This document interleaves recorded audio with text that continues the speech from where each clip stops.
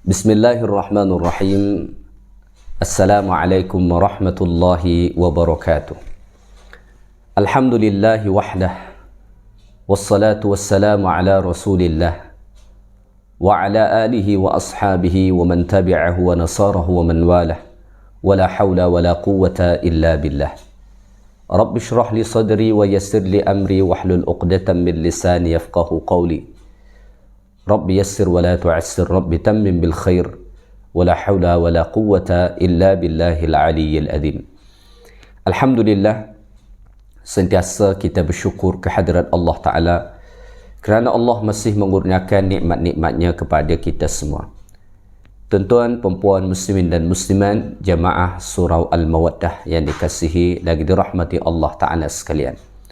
Hari ini kita berada pada 1 Ramadan 1443 Hijrah. InsyaAllah kita teruskan kuliah tafsir Al-Quranul Karim surah An-Nisa. Pada kuliah yang lepas, Alhamdulillah kita dah sampai ayat 3. So pada subuh ni insyaAllah kita sambung bermula dari ayat 4 sehinggalah nanti ayat-ayat seterusnya insyaAllah ta'ala. Allah subhanahu wa ta'ala berfirman dalam surah An-Nisa ayat 4, A'udzu billahi minasy syaithanir rajim. Wa atun nisaa sadaqatihinna nihlah fa in tibna lakum an syai'in minhu nafsan fakuluhu hani'an mari'a. Dan berikanlah kepada perempuan-perempuan itu mas kahwin mereka sebagai pemberian yang wajib. Kemudian jika mereka dengan suka hatinya memberikan kepada kamu sebahagian dari mas kahwinnya, maka makanlah ataupun gunakanlah pemberian yang halal itu sebagai nikmat yang lazat, lagi baik kesudahannya. Tuan-tuan, perempuan muslimin dan muslimat yang dikasihi lagi dirahmati Allah subhanahu wa ta'ala. Pada zaman jahiliyah, wanita adalah antara golongan yang dizalimi. Maka apabila Al-Quranul Karim diturunkan Allah subhanahu wa ta'ala, Allah ta'ala mengangkat darjat wanita dari keadaan mereka yang direndahkan, yang dihinakan pada zaman jahiliyah dahulu. Salah satu perubahan yang sangat radikal yang dibuat oleh Al-Quranul Karim ialah berkenaan tentang mahar ataupun mas kahwin.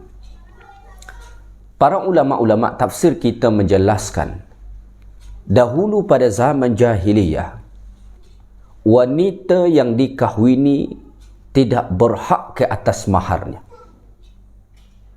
Wanita yang dikahwini tidak berhak ke atas mas kahwin perkahwinannya tersebut. So mas kahwin seorang wanita pada masa dahulu akan dikuasai oleh walinya, oleh ayahnya mungkin. Tidak diberikan kepada wanita tersebut sama ada dia gadis ataupun sudah janda. Maka ketika Islam datang, Al-Quran menegaskan bahawa mas kahwin adalah hak mutlak wanita atau perempuan yang dikahwini. Maka Allah Ta'ala menurunkan ayat 4 ni, surah An-Nisa. Allah berfirman, wa atun nisaa sadaqatihinna nihlah.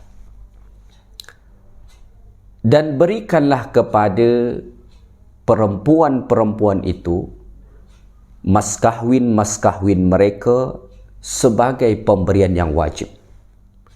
So daripada ayat ni, poin pertama yang kita fahami ialah Allah subhanahu wa ta'ala syariatkan ada mahar ataupun mas kahwin dalam suatu perkahwinan, dan tidak boleh berlaku perkahwinan tanpa adanya mas kahwin. Ini poin yang pertama.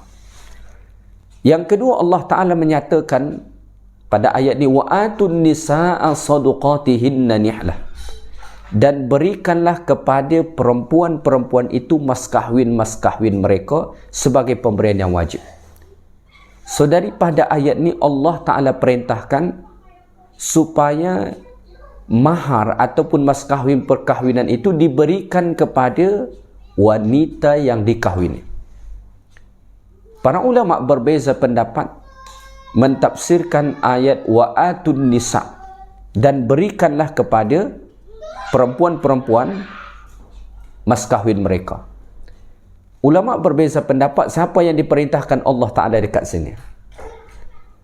Ada setengah ulama tafsir menjelaskan yang diperintahkan dekat sini ialah wali mereka, iaitulah seperti ayah mereka mungkin atau datuk mereka mungkin, ya, yang menjadi wali mereka. Mereka lah yang diperintahkan Allah Ta'ala pada ayat ni, kata setengah ulama tafsir. Ini mereka merujuk kepada keadaan pada zaman jahiliah dahulu, yang mana pada zaman jahiliah kalau berlaku perkahwinan, maka mahar ataupun mas kahwin wanita tersebut dikuasai oleh wali mereka, seperti ayah ataupun mungkin datuk ataupun wali-wali yang lain. Maka melalui ayat ni Allah perintahkan wali-wali kepada semua wanita supaya jangan kamu kuasai mahar perempuan yang kamu kahwinkan itu. Sama ada mungkin yang kamu kahwinkan itu adalah anak gadis kamu, ya, ataupun mungkin cucu kamu perempuan, atau mungkin saudari perempuan kamu, jangan kamu kuasai. Berikan mas kahwin itu kepada mereka. Ini tafsiran yang pertama. Ada tafsiran yang kedua, perintah pada ayat ini ditujukan kepada lelaki-lelaki yang hendak mengahwini seorang wanita, supaya ia memberikan mahar atau mas kahwin kepada wanita yang hendak dia kahwini. Kedua-dua pentafsiran ini sebenarnya tidaklah bercanggah dan boleh sama-sama diterima. Para wali perlu diingatkan bahawa mas kahwin itu bukan hak mereka, tetapi hak kepada wanita yang mereka kahwinkan. Oleh kerana itu jangan ambil, jangan kuasai, berikan kepada mereka. Begitu juga seorang lelaki yang hendak mengahwini seorang wanita, dia diperintahkan untuk memberikan mas kahwin ataupun mahar kepada wanita yang hendak dia kahwini. Maka ada disebut dalam satu hadis Nabi SAW, berlaku pada zaman dahulu, ada seorang wanita datang kepada Rasulullah menawarkan dirinya untuk dikahwin baginda alaihi salatu wassalam. Tetapi baginda sallallahu alaihi wasallam tidak berkenan, tidak ada keinginan kepada wanita tersebut. Sehingga kan ada seorang sahabat berkata, ya Rasulullah, kalau macam tu kahwinkan sahaja dia kepada aku. Salah satu keutamaan baginda sallallahu alaihi wasallam boleh mengahwinkan seorang wanita kepada lelaki, ya. Lalu Rasulullah SAW bertanya kepada dia, apa mahar yang boleh kamu beri? Dia berkata, ya Rasulullah, aku ni tak ada harta. Nabi suruh pergi cari, walau khataman min hadidin, walaupun mungkin ada cincin besi yang kau punya, kau bagi mahar. Last sekali dia kata itu pun tak ada. Kemudian Rasulullah SAW memberitahu, kalau begitu kamu ajarkan kepada dia Al-Quran yang ada pada diri kamu. Hadis ini juga menunjukkan kepada kita bahawa wajib seorang lelaki memberikan mahar kepada wanita yang hendak dia kahwini. Pada ayat ini Allah Subhanahu wa taala menyebut mahar ataupun mas kahwin dengan bahasa sadaqat. Sadaqatihinna nihlah, ya. Disebut bahasa dia dengan sadaqah, ya. Sadaqat dekat sini ni adalah bentuk jamak, ya, dalam bentuk jamak. Maka diterjemah dengan mas kahwin mereka, ya. Ada yang menarik daripada istilah mahar yang disebut dekat sini, iaitulah menggunakan sadaqat. Perkataan sadaqat. Perkataan sadaqat ni asal kata dia berasal daripada 3 huruf, sad, dal dan qaf. Maka ada setengah ulama mengatakan begini, Allah Ta'ala sebut mahar itu dengan sadaqat yang berasal dari kata dari 3 huruf, sad, dal dan qaf. Sad, dal dan qaf ni, 3 huruf ni, sidiq, ya, itu bermakna benar, ya. Maka ulama mengatakan, ada setengah ulama mengatakan, Allah Ta'ala sebut mas kahwin atau mahar itu dengan bahasa sadaqat kerana mahar itu disyariatkan Allah Ta'ala menjadi satu bukti kesungguhan seorang lelaki yang hendak mengahwini seorang wanita. Ya, nak menunjukkan kesungguhan seorang lelaki yang hendak mengahwini seorang wanita. Itu sebabnya ada mahar dalam perkahwinan. Mesti ada mas kahwin. Kemudian pada ayat ini Allah Ta'ala sebut dengan nihlah. Wa atun nisa'a sadaqatihinna nihlah. Dan berikanlah kepada perempuan-perempuan itu mas kahwin mereka yang wajib. So nihlah dekat sini ditafsirkan oleh Al-Imam Al-Alusi rahimahullah dengan pemberian yang wajib. Maka mahar itu memang wajib untuk diberi. Di sisi lain ulama kita menjelaskan apa itu maksud nihlah sebenarnya. Nihlah itu bermakna al-atiyah bila qasdil iwad. Pemberian yang tidak bertujuan untuk mendapatkan ganjaran ataupun balasan. Oleh kerana itu, pemberian mahar kepada seorang wanita itu bukanlah dimaknai kita membeli wanita. Bukan dimaknai kita membeli wanita. Ada setengah orang memahami bila dia dah mengahwini seorang wanita dan dia memberi mas kahwin kepadanya, seolah-olah dia menganggap dia dah membeli wanita tersebut, sehingga kan wanita ini mesti membayar balik untuk dia.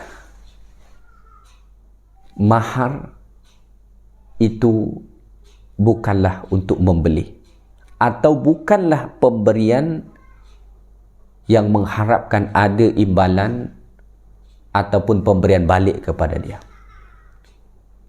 Oleh kerana itulah dalam perkahwinan, ya, yang ditekankan ialah tabadulul huquq wa ta'awun. Dalam perkahwinan ialah hak-hak yang mesti saling ditunaikan. Isteri ada hak suami yang mesti dia tunaikan. Suami juga ada hak isteri yang mesti dia tunaikan. Maka mahar atau mas kahwin bukanlah pemberian yang bertujuan untuk membeli wanita. Bukan. Maka Masya Allah, daripada sini kita dapat memahami ternyata syariat mahar atau mas kahwin dalam Islam itu satu syariat yang sangat luar biasa, yang meninggikan darjat wanita-wanita muslimah. Maka apabila dikatakan Islam merendahkan kedudukan wanita, maka itu satu tuduhan yang amat keji dan salah. Islamlah yang meninggikan kedudukan wanita. Islamlah yang memuliakan kedudukan wanita seperti dalam perkahwinan. Tuan-tuan perempuan muslimin dan muslimat yang dikasihi lagi dirahmati Allah Ta'ala sekalian. Kemudian Allah menyatakan pada ayat 4 ni, فَإِنْ تِبْنَ لَكُمْ عَنْ شَيْءٍ مِّنْهُ نَفْسًا فَكُلُوهُ هَنِيئًا مَرِيئًا.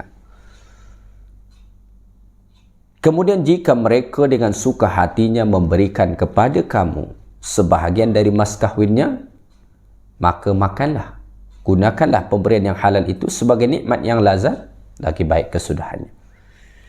Maksudnya ialah apabila sudah berkahwin, kemudian mas kahwin yang diberikan lelaki itu kepada isteri dia ingin diberikan oleh isteri kepada suami dia. Manalah tahu kan selepas berkahwin keadaan ekonomi suami tidak membaik, ya, diuji daripada masalah kewangan.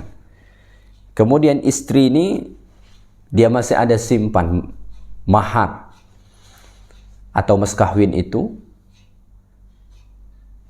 Kalau dia dengan sukarela memberikan sebahagian dari mas kahwin dia itu kepada suami dia kerana nak membantu suami mungkin, maka itu tidak ada masalah. Fakuluhu hani'an mari'a. Suami boleh makan, suami boleh nikmati, dan la haraj alaikum fi dhalik. Tidak ada dosa, boleh.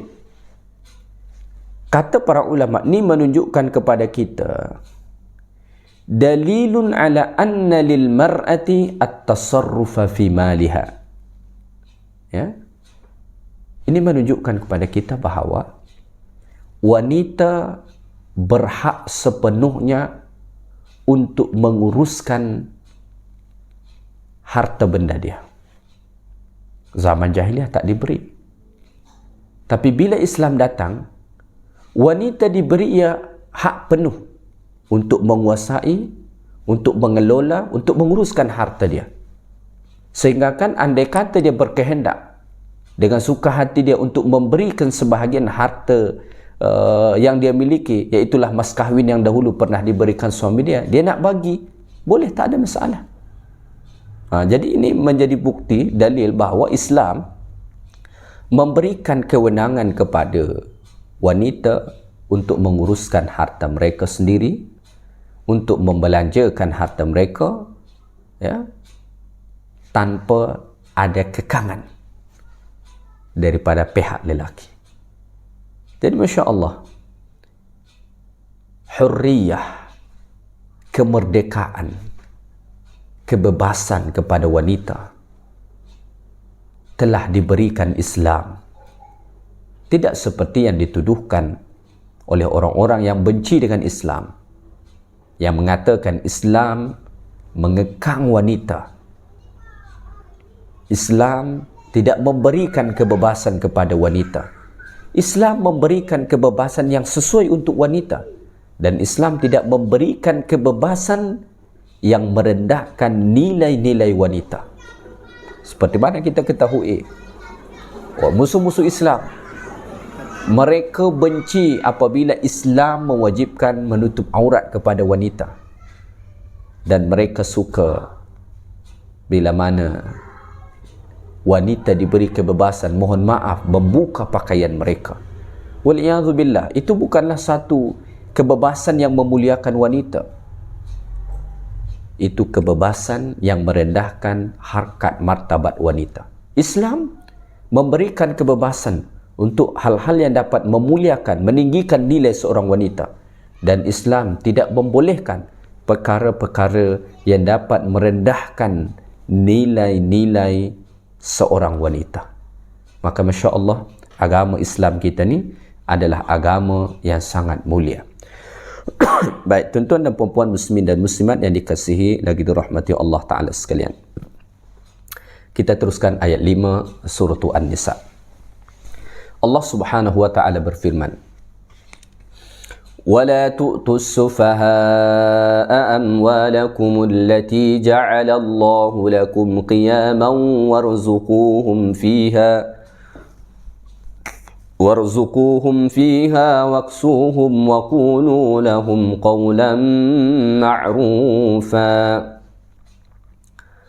Dan janganlah kamu berikan kepada orang-orang yang belum sempurna akalnya akan harta mereka yang ada dalam jagaan kamu. Harta yang Allah Ta'ala telah menjadikannya untuk kamu semua sebagai asas pembangunan kehidupan kamu.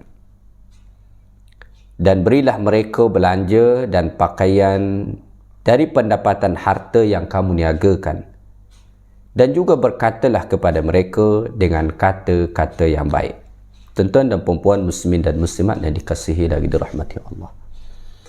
Ayat 5 surah An-Nisa ni Allah Ta'ala melarang para wali ataupun orang-orang yang menjaga orang-orang yang belum sempurna akalnya untuk tidak menyerahkan harta mereka kepada orang-orang tersebut. Baik, pada ayat ini Allah menyatakan wala tu'tus sufaha'a amwalakum. Ya. Dan janganlah kamu berikan kepada as-sufaha. As-sufaha ni jamak daripada kata safih. Safih itu bermakna qalilul aql. Orang yang tidak sempurna akalnya. Ya. Orang yang tidak sempurna akalnya ni mungkin kerana masih kanak-kanak. Ya. Mungkin kerana gila. Atau mungkin sebab-sebab yang lain. Ya. Ada pelbagai keadaan yang membuat seseorang akal dia tidak sempurna. Boleh kita katakan tidak sempurna. Ada kalanya kerana masih kanak-kanak, ada kalanya kerana dia gila, ataupun mungkin tidak sampai kepada gila tetapi tidak cerdik untuk menguruskan harta benda dia. So Allah Ta'ala mengatakan wala tu'tus sufaha'a amwalakum. Jangan kamu serahkan kepada mereka harta mereka yang ada pada tangan kamu. Ya, yang ada pada kamu, termasuk dia untuk anak yatim. Anak yatim biasa masih belum sempurna akal sebab masih kanak-kanak. Maka orang yang menjaga anak yatim jangan serahkan dahulu harta mereka itu kepada mereka. Ya. Kenapa begitu? Kerana Islam, ya, Islam itu memandang harta sesuatu yang penting. Jadi Allah Ta'ala melarang dekat sini daripada memberikan harta orang-orang yang belum sempurna akalnya atau ada masalah pada akal mereka. Allah Ta'ala larang untuk memberikan harta mereka kepada mereka kerana harta itu sesuatu yang penting dalam Islam. Jadi salah apabila orang mengatakan harta tu bukan sesuatu yang penting dalam Islam. Salah. Harta adalah sesuatu yang penting dalam Islam. Maka dikatakan ya bahawa harta itu li'anna Allah ja'ala al-amwala qiyaman li'ibadihi fi masalihi dinihim wa dunyahum. Kerana Allah Ta'ala menjadikan harta itu ya untuk hamba-hambanya untuk menguruskan kehidupan mereka, baik kehidupan agama ataupun kehidupan dunia mereka menuju kehidupan akhirat mereka. Maka menjaga harta ini sangat penting. Apatah lagi ini harta orang-orang yang belum sempurna akal mereka. Ya. Wala tu'tus sufaha amwalakum. Dan janganlah kamu berikan kepada orang-orang as-sufaha, kepada orang-orang yang belum sempurna akalnya tadi, amwalakum. Ya, amwalakum kalau kita terjemah secara bahasa, ya, harta kamu. Tetapi yang dimaksudkan dekat sini bukanlah harta kita yang dilarang Allah untuk diberi kepada mereka, tetapi harta mereka yang ada dalam kuasa kita. Kita pegang sekarang, kita jaga sekarang.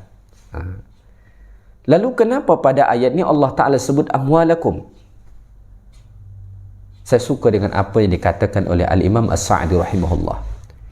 Al-Imam As-Sa'di rahimahullah mengatakan Allah Ta'ala sebut dekat sini amwalakum, yang mana kalau kita terjemah secara bahasa harta kamu, kerana Allah Ta'ala nak menekankan kepada orang-orang yang menjaga, memelihara harta orang-orang yang belum sempurna akalnya tadi, supaya dia betul-betul menjaga harta mereka itu seperti mana ia menjaga harta dia sendiri. Bagaimana kita menjaga harta kita? Oh, kita tak nak hilang. Kita tak nak habis. Kan? Kita tidak mahu membelanjakannya secara berlebihan. Dan lain-lain sebagainya. Jadi Allah Ta'ala sebut dekat sini amwalakum, harta kamu, kerana Allah Ta'ala nak menekankan kepada orang-orang yang menjaga as-sufahat tadi, supaya mereka menjaga harta golongan yang kurang sempurna akal ni sebagaimana mereka menjaga harta mereka sendiri. Jangan sampai kerana oh ni harta nak yatim, ni harta dia, tak apa, dengan dengan mudah dihabiskan. Tidak dijaga betul-betul. Jagalah betul-betul seperti mana kita menjaga harta kita sendiri. Ya.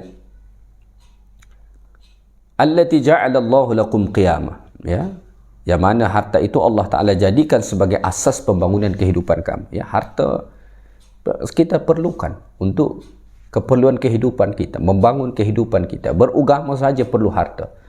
Maka Islam bukan anti kepada harta. Ya, Islam tidak anti kepada harta. Islam mementingkan harta. Boleh. Ya. Bahkan kalau kita melihat syariat Allah Ta'ala ni, banyak amalan yang berkaitan langsung dengan harta. Sebab itu ada istilah pembahagian amal itu, ada disebut amal badaniyah dan ada amal maliyah. Amal badaniyah ialah amal perbuatan yang dilakukan oleh tubuh badan kita ni, seperti sembahyang. Dan ada yang disebut dengan amal maliyah, amal harta, seperti berzakat. Kita tidak akan mungkin dapat berzakat, bersedekah dan lain-lain sebagainya, melainkan ada harta kita. So ini disebut dengan amal maliyah. Bahkan sebenarnya sekarang ni kita nak sembahyang pun perlu kepada harta. Kita nak pergi haji umrah perlu kepada harta. Kan? Kita nak membuatkan program-program agama perlukan kepada harta. Maka Islam bukan agama yang anti kepada harta, malah agama yang mementingkan kepada harta. Sebab tu kena jaga harta ni. Ya, bukan sekadar harta kita, termasuk harta orang yang diamanahkan kepada kita. Seperti harta anak yatim yang belum balik, atau mungkin orang yang gila, atau yang kurang sempurna akalnya. Ya, ada kadang-kadang Allah Ta'ala titipkan kepada kita orang-orang yang seperti itu. Maka jaga harta mereka dengan baik-baik, sebagaimana menjaga harta kita. Kerana harta itu amat penting untuk menyara kehidupan, ya, meneruskan kehidupan, untuk beramal ibadat, untuk berkhidmat dan lain-lain sebagainya. Kemudian Allah Ta'ala mengatakan warzuquhum, ya, dan berilah mereka belanja, ya, waksuhum, dan pakaian, ya, dan pakaian daripada harta mereka itu. Berikan kepada mereka keperluan dia. Warzuquhum, beri, rezekikan kepada mereka. Maksudnya dia ada keperluan lah. Dia ada keperluan mungkin untuk makan, untuk minum, ya, untuk macam-macam lah. Maka berikan. Ya, jangan ditahan. Yang tu tak boleh tahan. Maksudnya tu tadi tu yang dilarang tu, jangan serahkan semua. Ya, tetapi untuk keperluan dia seperti pakaian atau makanan, berikan.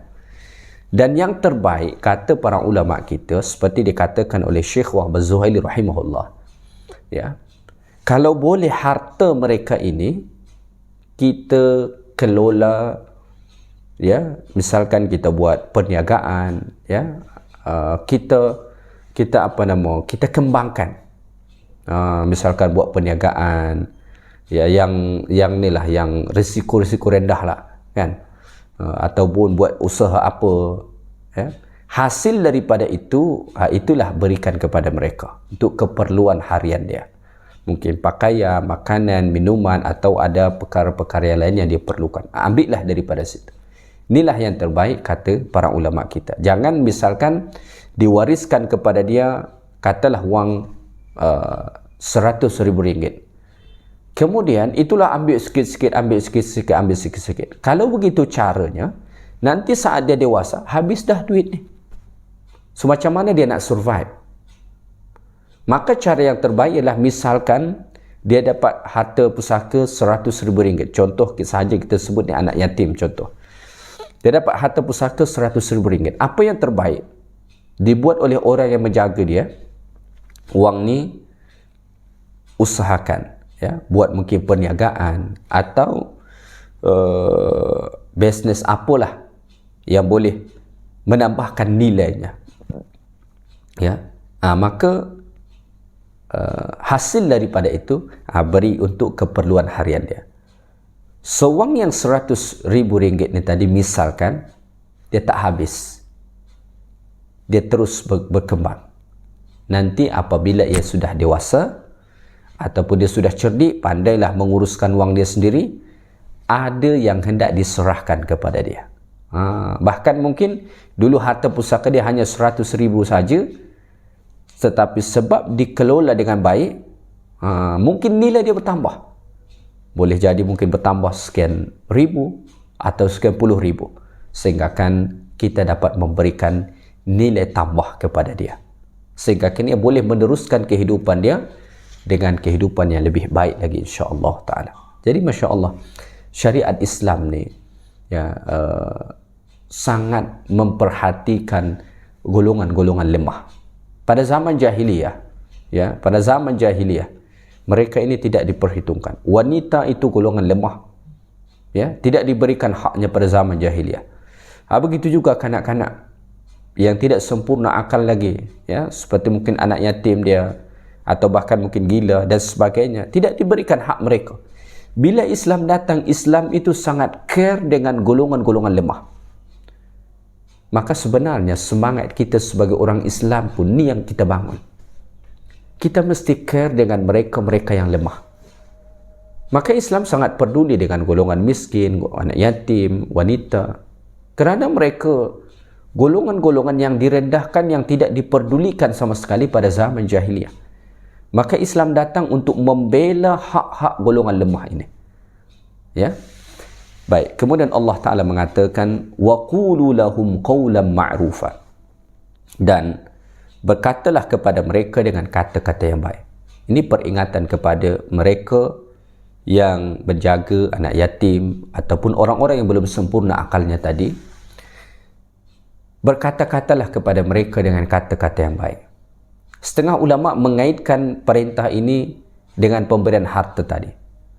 Maksudnya, kata mereka, seandainya orang-orang yang masih belum sempurna akalnya ini meminta harta mereka, jangan beri semua, jangan serah semua.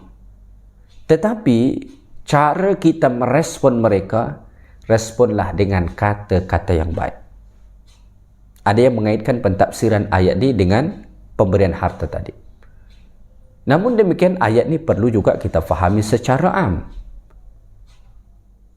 Maka kalau ada orang-orang di bawah kita yang belum sempurna akalnya, katalah seperti anak yatim atau bahkan mungkin orang gila atau lain-lain sebagainya, maka jangan berkata kasar kepada mereka. Jangan ucapkan kata-kata yang buruk kepada mereka. وَقُولُوا لَهُمْ قَوْلًا مَعْرُوفًا, ucapkanlah kata-kata yang baik kepada mereka, sehingga kan itu menunjukkan rasa cinta kita kepada mereka, kepedulian kita kepada mereka. Ya. Baik.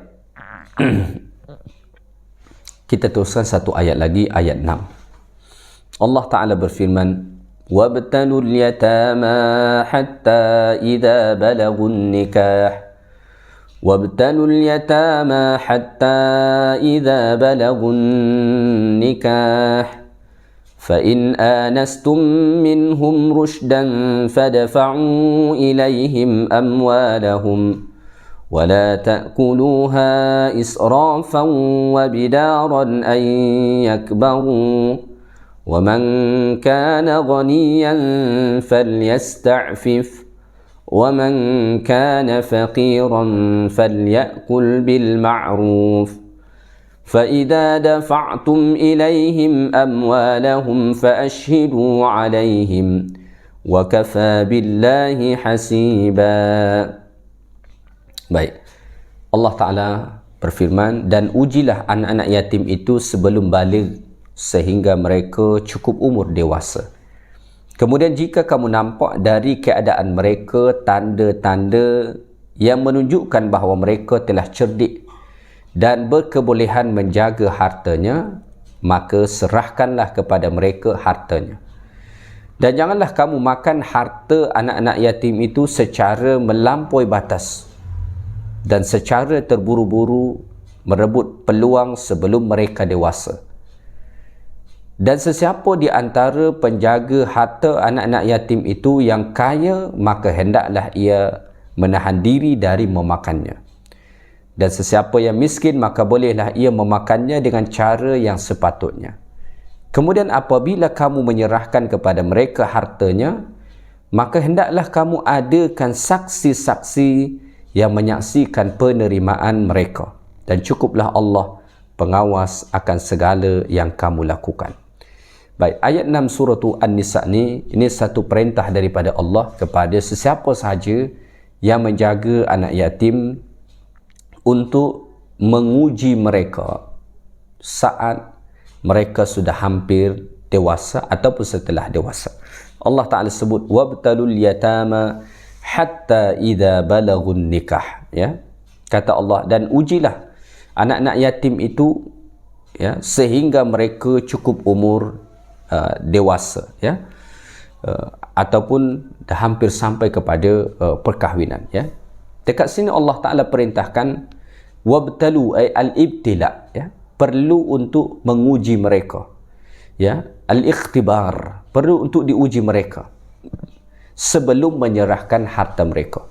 Jadi kalau misalkan nampak anak yatim ni sudah hampir dewasa atau bahkan sudah dewasa, ya, maka uji mereka.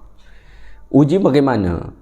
Serahkan kepada mereka mungkin sejumlah harta, kemudian perhatikan apa yang dia buat dengan harta ini. Kita akan dapat menilai apakah dia dah cerdik menguruskan harta ataupun tidak. Mungkin ginilah contoh paling mudah. Kita bagi dia duit RM1,000. Yang biasa tak pernah bagi begitu. Bagi RM1,000. Tengok apa dia buat dengan wang RM1,000 tu. Maka daripada situ kita dapat menilai dia dah cerdik ataupun tidak. Ya. Maka kalau dia sudah cerdik, maka boleh serahkan ke dia harta dia. Apatah lagi dia hendak berkahwin, maka serahkan kepada dia. Tapi seandainya bila masa kita uji tu, kita nampak dia tak cerdik lagi, bagi RM1,000 satu hari habis, dan tak tahu dia beli untuk apa, barang apa dia beli, atau dia belikan kepada sesuatu yang tak berguna. So oleh kerana itu, jangan dulu, tahan dulu, jangan serahkan harta itu dulu kepada dia. Hatta mungkin kita tengok dia sudah pun dewasa. Ini disyariatkan Allah Ta'ala semata-mata bertujuan untuk menjaga harta dia sendiri, supaya tidak habis begitu saja. Dan ini juga menunjukkan kepada kita betapa penting untuk menjaga harta itu, ya. Maka Allah Ta'ala sebut, fa in anastum minhu rushdan fadfa'u ilaihim amwalahum. Kalau nampak dia dah cerdik, maka serahkan kepada mereka hartanya. wala ta'kuluha israfan wa bidaran ay yakbaru. Pada masa yang sama Allah Ta'ala melarang orang-orang yang menjaga anak-anak yatim supaya jangan memakan harta anak-anak yatim itu secara melampau, ya, dan secara terburu-buru merebut peluang sebelum mereka dewasa. Ya, jangan makan harta anak yatim secara melampau, ataupun mungkin sebelum dewasa anak ni dia terburu-buru untuk menghabiskan harta anak yatim tersebut, sehingga kan saat anak yatim ni sudah dewasa tak ada harta lagi. Maka ini pun dilarang oleh Allah Ta'ala. So oleh kerana itu, bagi sesiapa sahaja yang menjaga anak yatim, ada di bawah dia anak yatim, maka jaga betul-betul harta mereka itu, ya. Jangan makan secara melampau, jangan habiskan sebelum mereka dewasa, kerana mereka amat memerlukan kepada harta itu nanti. Dan Allah Ta'ala ingatkan, وَمَنْ كَانَ غَنِيًا فَلْيَسْتَعْفِفْ. Siapa-siapa yang kaya, sebenarnya tak mesti kaya, dia cukup. Siapa-siapa yang berkecukupan dengan harta dia sendiri, maka hendaklah ia menahan diri daripada harta anak yatim tu. Misalkan di bawah kita, ada kita menjaga anak yatim, dan kita, Allah Ta'ala bagi rezeki cukup untuk kita, cukup, walaupun tak kaya, cukup, maka janganlah ambil harta anak yatim tu.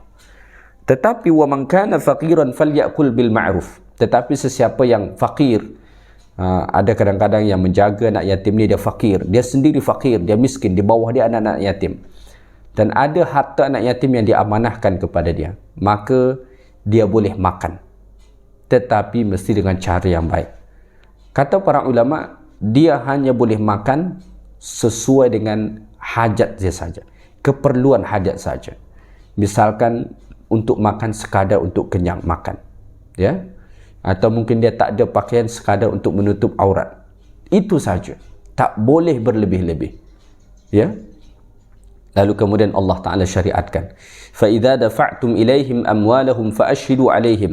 Ya, semasa kamu menyerahkan harta itu kepada mereka, maka perlu untuk mengadakan saksi-saksi yang menyaksikan itu, supaya rasmi, supaya jelas, sehingga akan nanti dia tidak menuntut kembali, atau ada hal-hal yang buruk yang akan berlaku selepasnya. Maka buat saksi, jemput saksi 2 orang, atau bahkan mungkin lebih daripada itu, suruh mereka menyaksikan penyerahan harta anak yatim tersebut, ya. Wa kafa billahi hasiba. Ni Allah Ta'ala ingatkan, cukuplah Allah Ta'ala sebagai pengawas. Wahai orang-orang yang menjaga anak yatim, mungkin sahaja manusia tidak tahu bagaimana kamu buat dengan harta anak yatim tu, tetapi ingatlah, ada Allah yang sentiasa mengawasi.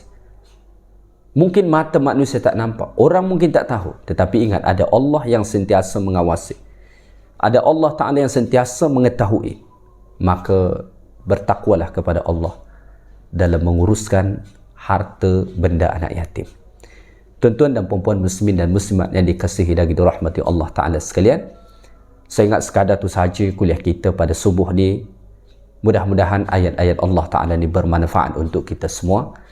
Yang baik daripada Allah, segala yang kurang daripada saya. Selamat menjalankan ibadat pada bulan suci Ramadan ini. Moga-moga kita semua memperolehi keutamaan-keutamaan yang Allah Ta'ala beri pada bulan Ramadan ini. Subhanakallahumma bihamdik, asyhadu an la ilaha illa anta, astaghfiruka wa atubu ilaik. Wa sallallahu wasallama ala nabiyyina Muhammad. Walhamdulillahi rabbil alamin. Assalamualaikum warahmatullahi wabarakatuh.